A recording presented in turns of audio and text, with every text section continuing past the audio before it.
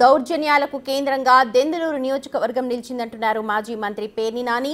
YCP మాజీ ఎమ్మెల్యేకే రక్షణ లేదన్న ఆయన పోలీసులు ప్రేక్షక పాత్ర పోషించడం దేనికి సంకేతమంటూ ప్రశ్నించారు.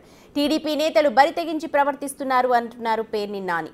అబ్బాయి చౌదరి ఆస్తులను నాశనం చేస్తూ ఉంటే అబ్బయ్య చౌదరిని చంపకుండా కాపాడమని కొందరు పోలీసులు కాలర్ ఎగరేస్తున్నారని మండిపడ్డారు పేర్ని నాని. ఎక్కడతో పోల్చుకున్నా కూడా వ్యవసాయ ఆధారంగా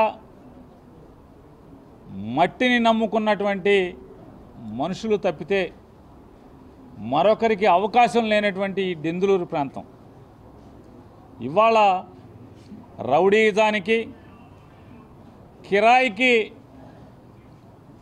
అకృత్యాలు చేసే వాళ్ళకి, దౌర్జన్యాలకి, హింసకి, మరీ ప్రత్యేకించి పోలీసు అధికారుల యొక్క చావలేనితనానికి ప్రతిరూపంగా మారటం అందరం బాధపడాల్సినటువంటి విషయం.